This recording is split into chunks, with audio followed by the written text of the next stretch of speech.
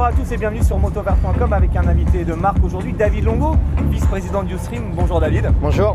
Alors on va commencer, ce qu'on aimerait savoir un petit peu sur motovert.com, c'est que tu te présentes, que tu nous expliques exactement ton rôle au sein de Youstream.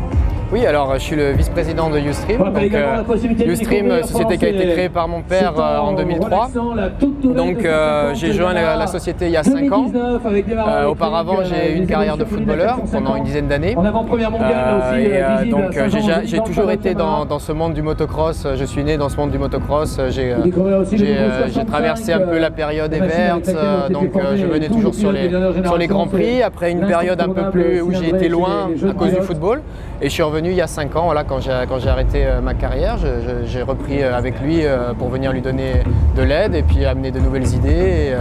Et donc je m'occupe sur place pour toutes les courses de l'opérationnel. D'accord. Un petit mot sur cette carrière de footballeur, tu as joué au niveau professionnel? Oui, alors j'étais formé à l'AS Monaco et après j'ai évolué en deuxième division en Suisse et deuxième division en Écosse pendant 6 années et 4 années à l'AS Monaco. Et ça te manque pas trop l'ambiance des terrains? Alors le football est un sport, voilà, quand je jouais j'aimais énormément ça. Après tout ce qu'il y a autour, le motocross est à des années-lumière et 1000 fois mieux, quoi. Je veux dire, il y a une ambiance beaucoup plus sympathique, il y a vraiment...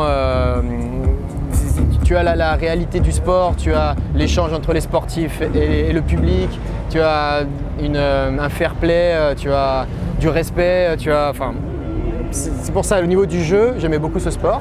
Comme j'aimais aussi énormément le motocross déjà quand j'étais gamin, j'ai eu ma première moto à 3 ans, j'ai toujours été lié à ce monde-là.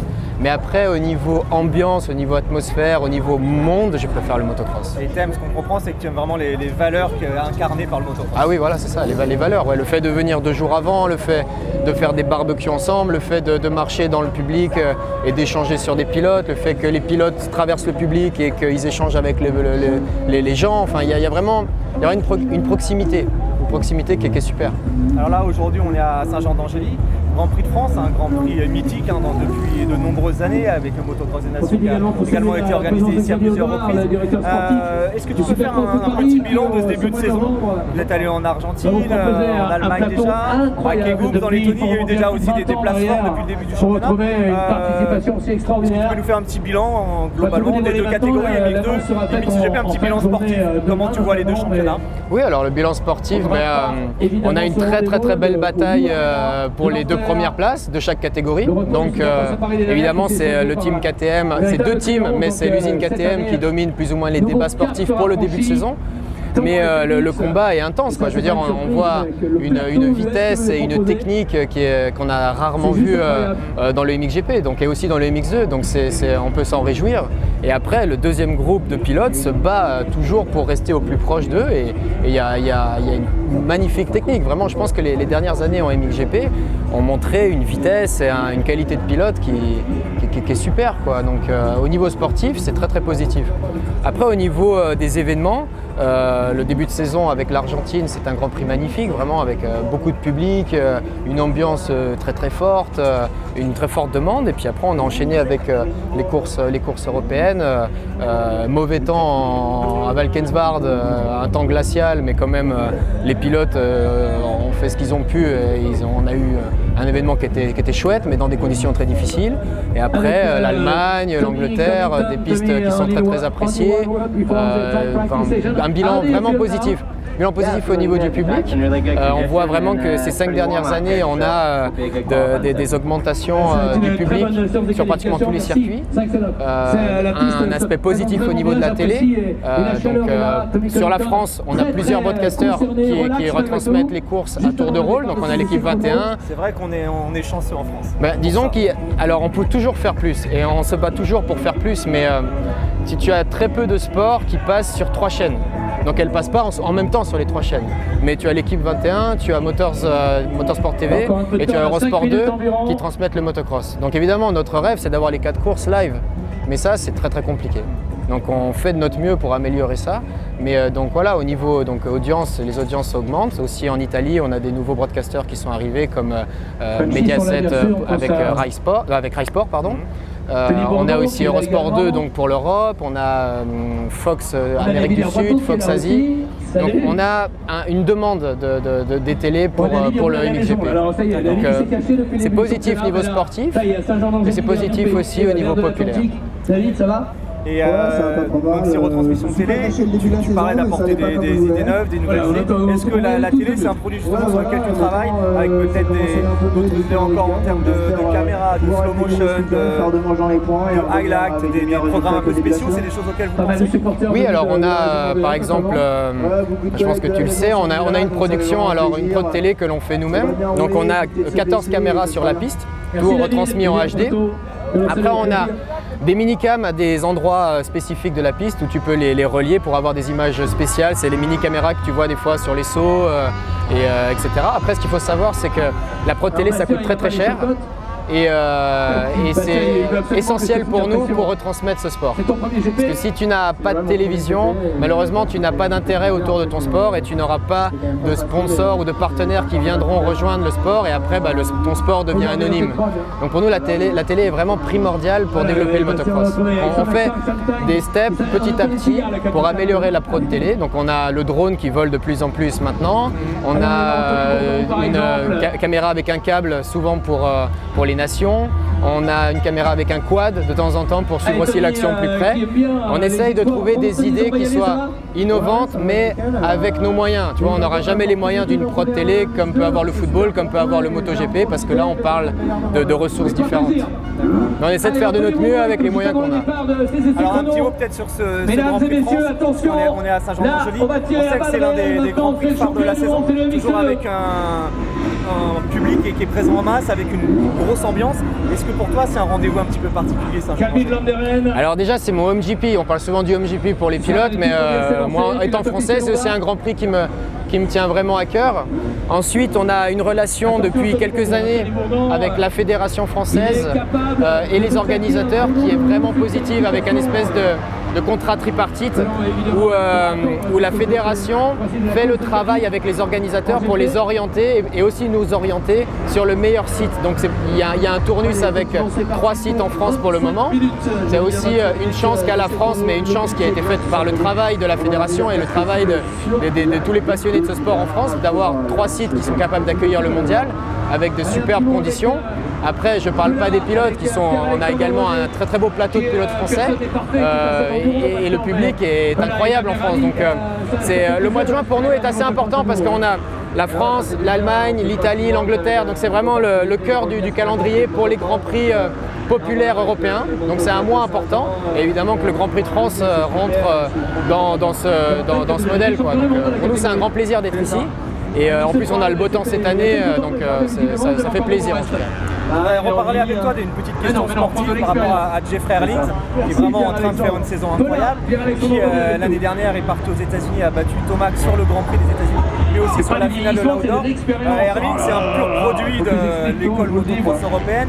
Il était vice-champion d'Europe, 3 fois champion du monde MX2. Alors pour le live avec c'est une fierté de le voir partir aux États-Unis et battre Tomac qui est considéré comme le meilleur pilote d'Outdoor actuellement. Alors, moi je suis pas tout à fait d'accord avec toi sur le fait que voilà, aujourd'hui, je pense que les pilotes MXGP au niveau motocross ont pris une dimension où c'est les meilleurs pilotes du monde. Ça, c'est mon point de vue. Donc pour répondre à ta question, un des gros investissements que Ustream a fait ces 10 dernières années, c'est la construction d'une pyramide de talent. Et une des premières choses qu'on a voulu faire, c'est amener le championnat d'Europe lors des épreuves du championnat du monde, avec le 125, le 250, mais également les 65 et 85 cm3 avec des zones en Europe où les pilotes participent et après arrivent à la finale lors d'une épreuve du championnat du monde. Pour nous, ce qui est très important, c'est que les pilotes qui sont gamins puissent le plus vite possible être dans une atmosphère de GP. Pourquoi? Parce que la piste a une caractéristique typée GP, donc elle est plus technique, elle est aussi plus défoncée que dans un autre week-end. Ensuite, les pilotes vont tout de suite rouler devant du public, ils vont rouler devant les professionnels aussi. Donc tu as tout le paddock des GP qui sont là pour voir si quelqu'un a du talent, si quelqu'un a du potentiel. Et tout ça, ça donne entre 10 et 12 courses pour des gamins de 12, 13, 14, 15 ans pour s'aguerrir déjà au MX2 et après pour passer en MXGP. Et on a vu ça, ça a pris à peu près 4 ou 5 ans, mais tout d'un coup on a vu des vagues de talents arriver en MX2. Et ça a commencé à remplir le MX2 avec beaucoup plus de vitesse. Et après, avec la règle des 23 ans qu'on a également mis en place pour ces raisons, ça envoie des pilotes en MXGP parce que pour nous, le MXGP, ça doit être la Formule 1 du motocross. Ça doit vraiment être la catégorie reine et la catégorie où les meilleurs pilotes du monde se battent. Et ce travail-là qui a été fait dans le cadre du championnat du monde motocross a permis aux pilotes de motocross de prendre une vitesse et une technique qui n'avaient peut-être moins avant. Et aujourd'hui, tu vois, le motocross des nations l'a aussi prouvé ces dernières années. Les résultats des pilotes du GP se sont améliorés et aussi pas que sur 2 ou 3 pilotes, mais sur un groupe de pilotes de 12-13 pilotes qui ont une vitesse incroyable. Aujourd'hui, tu vois, le top 10 MXGP a une vitesse dingue. Alors tu as les deux avions devant, mais les 8 autres derrière, c'est des pilotes qui sont extrêmement rapides. Donc ça, c'est un peu la photo globale du championnat MXGP. Le fait que tu aies un Tim Geiser qui arrive, le fait que tu aies un Romain Febvre qui arrive, le fait que tu aies l'année prochaine un Paul Jonas qui arrive et dans 4 ans un Jorge Prado, à chaque fois, tu as un gamin qui a la dalle, qui a envie de gagner, qui va aller les secouer. Et ça te crée une émulsion et ça fait monter des talents. Alors que si tu bloques le MX2 en disant c'est une classe ouverte, tu peux faire toute ta carrière là, tu auras des pilotes qui feront leur carrière en MX2 et forcément ils seront bons, donc ils resteront en MX2 dans des bons teams et ils bloqueront les arrivées des pilotes européens. Donc pour nous c'est vraiment ça, tu vois cette pyramide qui fait 65, 85, 125, MX2, MXGP. Et après, si tu as besoin de plus de temps pour t'aguerrir, tu as le MX250 qui est une espèce de voie d'attente pour pouvoir aller en MXGP après. Après, je sais que ça fait de la casse. Bien entendu, tu as des pilotes qui peuvent sortir du système grâce à ça, à cause de ça.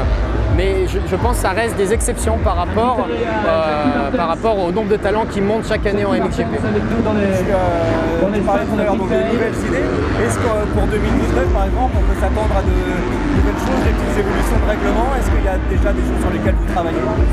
Alors on est en constante discussion avec la FIM et avec les constructeurs. On a eu un rendez-vous hier, 2 fois par an on fait un rendez-vous tous ensemble pour discuter de notre sport, du futur, aussi au niveau industriel, au niveau règlement. Mais aujourd'hui on est arrivé, on a vraiment un très bon moment au niveau de la relation entre tous les partis. Et on est vraiment sur du peaufinage de détails. Donc comment améliorer le paddock, comment améliorer la pit lane, comment améliorer l'accès du public, comment améliorer... C'est vraiment des détails, mais il n'y a absolument aucune révolution dans l'air parce qu'aujourd'hui on est très content de ce qu'on a. On est très content des 2 jours de format, on est très content d'offrir au public, que le public puisse venir vendredi, samedi, dimanche, de voir que les pilotes passent en moyenne 2 heures sur la moto, donc on est vraiment satisfait de ce qu'on a aujourd'hui. D'accord. Et un petit mot pour terminer sur la relation privilégiée que vous avez avec tous vos partenaires, notamment Monster. Vous avez un contrat longue durée, est-ce que pour les années à venir vous êtes déjà assuré de leur soutien par exemple? Alors on a un contrat depuis très longtemps avec eux. Et on espère continuer. Après, tu sais, dans le business, tu ne sais jamais qu'est-ce qui peut se passer. Mais en tout cas, ce sont des partenaires exceptionnels parce qu'ils ont permis aussi au motocross et au MXGP, mais aussi au supercross et à beaucoup de teams, mais tout comme leurs concurrents, quoi. Je veux dire, aujourd'hui, les Energy Drink participent énormément au développement du sport et on leur en remercie et on espère évidemment que ça durera encore un moment. Ok, bah merci beaucoup David et merci à vous. Ouais, merci à vous et bon Grand Prix. Merci.